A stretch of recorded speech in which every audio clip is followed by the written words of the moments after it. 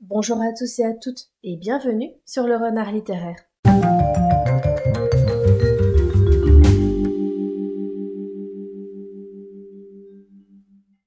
J'espère que vous allez bien. Moi, je suis ravie de vous retrouver aujourd'hui pour une nouvelle vidéo où on va parler de 5 pépites littéraires qui sont méconnues à mon sens. Ce sont donc 5 livres qui passent très peu sur les différents réseaux sociaux littéraires et j'avais envie de remettre un peu de lumière sur eux, donc on va commencer tout de suite.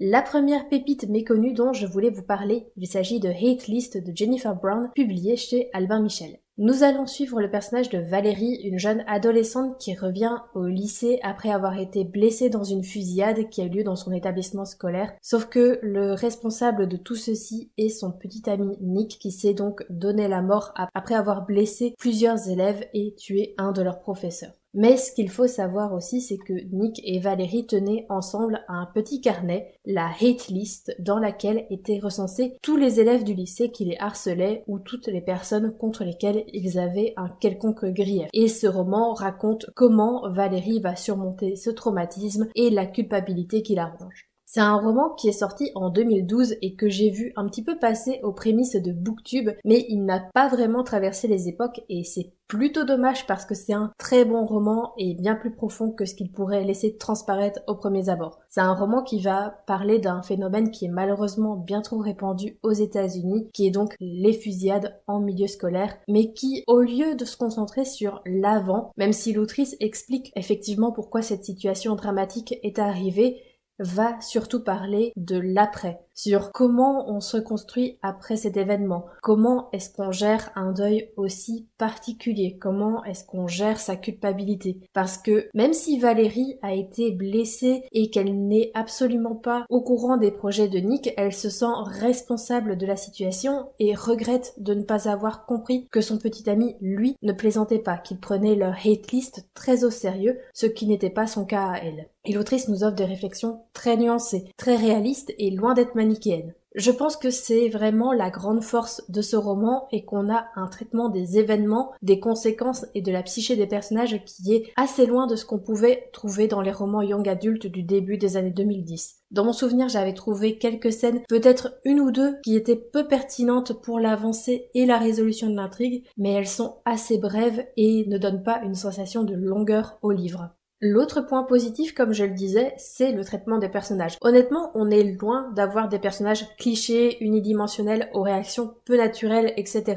Tous les personnages sont parfaitement travaillés et on arrive à avoir de l'empathie pour chacun d'entre eux ou à tout le moins comprendre leurs actes. C'est également un livre qui se lit très vite malgré ses plus ou moins 400 pages. Le style est très fluide et étant donné que la narration oscille entre passé, présent et différents reportages suite au drame, ça devient rapidement un page-turner et on a vraiment envie de savoir ce qui s'est passé et ce qui va se passer pour les personnages. Est-ce qu'ils vont surmonter leur traumatisme? Est-ce qu'ils vont savoir pardonner et oublier, entre gros guillemets, cet événement dramatique? Bref, c'est vraiment un roman qui est d'excellente qualité et qui a malheureusement été mis de côté à mon plus grand désarroi.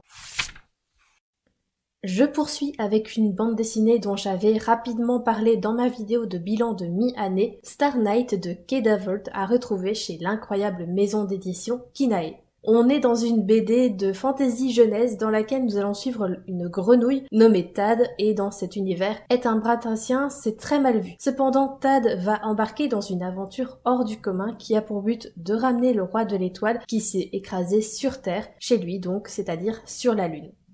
J'aime beaucoup ce que fait la maison d'édition Kinae, je trouve que leurs parutions sont très intelligentes, que les textes peuvent convenir à tout âge et qui véhiculent de belles valeurs. C'est eux qui ont notamment publié l'album Ours, qui raconte donc l'histoire d'un chien guide qui devient lui-même malvoyant, et c'est un album que j'ai adoré. Star Night ne fait pas exception, mais je ne l'ai pas vraiment vu passer sur les différents réseaux sociaux littéraires. Pourtant, cette petite bande dessinée a tout pour elle. Déjà, son graphisme est parfaitement réussi et on a quelque chose de très coloré, très pop, très mignon et fourmillant de détails. C'est sûr que ça ne plaira pas à tout le monde, mais personnellement, c'est tout à fait le genre de dessin et d'ambiance que j'aime retrouver dans mes graphiques. Et puis l'histoire est très agréable à découvrir. L'autrice nous offre une belle aventure avec de nombreux rebondissements et il y a quelques événements que je n'ai pas vu venir personnellement. Et cette chouette aventure permet aussi de faire passer des messages importants comme l'acceptation de soi, des autres, mais également l'importance d'aller au-delà des apparences et des préjugés. En plus de ça, le traitement des différents sujets est fait avec beaucoup de subtilité et est vraiment intégré au récit. J'ai pas eu la sensation que l'autrice me faisait la leçon et qu'elle employait un ton très lourd pour faire passer ses différentes intentions. En tout cas, j'avais passé un excellent moment, c'est mignon, moderne et super fun.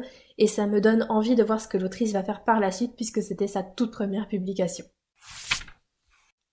Je vous propose une autre bande dessinée qui mérite bien plus de lumière et que j'ai adorée. Il s'agit de la Bibliomule de Cordoue, écrite par Wilfried Lupano et dessinée par Léonard Cheminot, publiée chez Dargaud. Ici, nous sommes à Cordoue, en Andalousie. La ville est prospère et un véritable centre culturel, un lieu de rendez-vous pour les philosophes, les scientifiques et toutes les personnes qui veulent tout simplement acquérir du savoir. Sauf que le califat décède dans d'étranges circonstances, ne laissant que pour héritier son jeune fils âgé de 10 ans. Et étant donné que celui-ci est encore inapte au pouvoir, il sera donc secondé par un régent despotique et fanatique. Et donc, ce régent va planifier un immense autodafé. Cependant, ses plans seront un peu mis à mal par un bibliothécaire, une esclave, un voleur et une mule qui tenteront donc de sauver les livres et le savoir accumulés dans cette cité. C'est une bande dessinée que j'avais découverte en avril 2022 grâce au podcast Le Gaufrier. La chronique qui avait été faite m'avait beaucoup intriguée et comme j'aime beaucoup le travail de Wilfried Lupano, je me suis procuré cette bande dessinée et je dois dire qu'entre toutes celles que j'ai lues, c'est vraiment celle que je préfère. Tout d'abord, j'avais apprécié le dessin qui a certes un trait très classique mais qui n'est pas sans rappeler les bandes dessinées que je lisais quand j'étais enfant comme Tintin, Spirou ou encore Gaston Lagaffe. Même si le coup de crayon est classique, l'ensemble est soigné, les couleurs sont très jolies et les décors sont très immersifs. J'ai également adoré l'intrigue qui a été traitée avec beaucoup de finesse et d'intelligence. Dans la Bibliomule de Cordoue, le scénariste parle de sujets très complexes et pesants comme l'autoritarisme, le fanatisme religieux, la manipulation des foules et la confiscation du savoir. Tous ces sujets ne sont pas sous-exploités et la réflexion à mener est très intéressante. Néanmoins, on ne ressort pas avec le moral dans les chaussettes et totalement déprimé. Wilfried Lupano a savamment ajouté quelques petites touches d'humour bien dosées, notamment grâce à cette mule qui n'en fait qu'à sa tête, qui est une horrible compagne de voyage, mais qui est tout simplement hilarante. Sa présence change tout à l'histoire et elle ajoute beaucoup de plus-value. On s'attache à elle, mais également aux autres personnages de ce groupe hétéroclite qui, même s'ils savent que leur expédition est périlleuse, n'abandonnent pas et sont conscients de ce que représente le savoir et les livres dans le monde, même quand ceux-ci contiennent des théories plutôt farfelues. C'est vraiment un livre à mettre entre toutes les mains, tellement ces messages sont importants, mais au-delà de ça, je vous garantis que vous allez passer un excellent moment de lecture. Je repasse au roman avec un titre très court puisqu'il fait à peine 60 pages, Miette, humour décalé de Stéphane Servan, à retrouver aux éditions Nathan dans leur collection Court toujours. Ici, Stéphane Servan met en scène le stand-up d'un jeune garçon pour son spectacle de fin de lycée. Pour moi, ce roman, c'est la preuve que Stéphane Servan sait absolument tout faire, tout raconter et peut le faire en très très peu de pages. En une 50aine de pages, l'auteur va parler de masculinité toxique, d'harcèlement, de rejet, de l'effet de masse et il va le faire avec beaucoup de pertinence et de puissance. Ça a beau être très court et très direct, l'histoire génère des tonnes d'émotions très fortes. On ressent de l'injustice, de la colère, de l'incompréhension et on arrive à entrer en empathie directement avec ce jeune homme qui décide d'utiliser l'humour pour dénoncer ce monde et ses codes qu'il ne comprend pas et qu'il ne sait pas mettre en place. La plume de l'auteur a su aussi parfaitement s'adapter à cette histoire et à son cadre, plus direct, peut-être un peu moins poétique, mais parce que ça ne se prêtait pas à ce récit, ça reste très agréable à lire et c'est un véritable page-turner. Et déjà que je ne vois pas souvent passer les livres de cet auteur, alors celui-ci est véritablement invisible sur les réseaux sociaux. C'est vraiment dommage parce que c'est un livre qui va parler à tout le monde et plaire à beaucoup de personnes, qu'on soit sensibilisé ou non aux questions et aux sujets sujets que le livre soulève. Je ne vais pas m'attarder davantage sur ce titre parce que c'est compliqué de parler longuement d'un livre très court et j'ai pas du tout envie de vous spoiler quoi que ce soit, mais je vous conseille vraiment de le découvrir. Je termine avec une de mes meilleures lectures de 2022, le premier tome de la saga Lockwood & Co, intitulé Le manoir de Cambrai de Jonathan Stroud, qui a été publié chez Albin Michel. Dans ce roman, nous allons suivre le personnage de Lucy Carlyle, une jeune chasseuse de fantômes qui est partie de son village natal et qui a quitté son ancien emploi suite à un terrible accident. Elle est désormais engagée dans la petite agence Lockwood & Co, une petite agence au bord de la faillite qui ne parvient pas à faire le poids face au grand groupe de chasseurs de fantômes. Alors, pour sauver l'agence, Lucy et Lockwood sont obligés d'accepter une mission très bien payée, mais également très dangereuse. Alors, je sais que la série sur Netflix, qui était pourtant excellente, a été annulée au bout d'une saison et que la fin de la saga n'a jamais été traduite, mais c'est vraiment dommage de passer à côté de cette histoire à cause de ces deux éléments. On a tout d'abord une histoire très agréable à lire.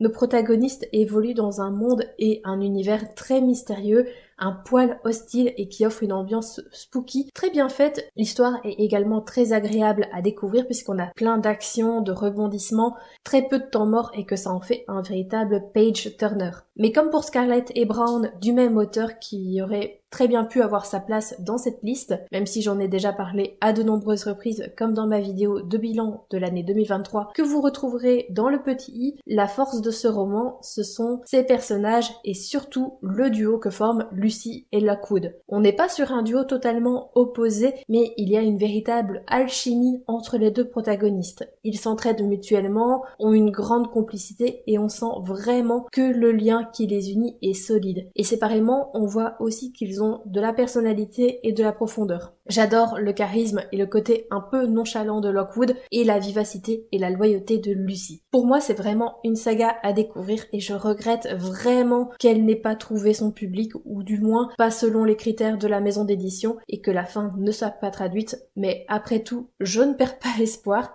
et j'espère qu'un jour ou l'autre, la saga sera entièrement rééditée et que cela me permettra de découvrir aussi le fin mot de l'histoire.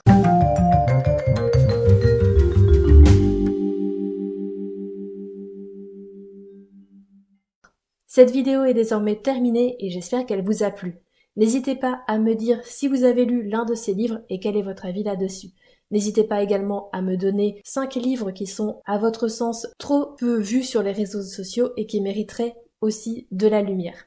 N'hésitez pas également à lâcher un petit pouce bleu, à vous abonner à la chaîne, ce qui vous permettra d'obtenir une notification à chaque fois que je poste une nouvelle vidéo, c'est-à-dire un vendredi sur 2 à 18h30.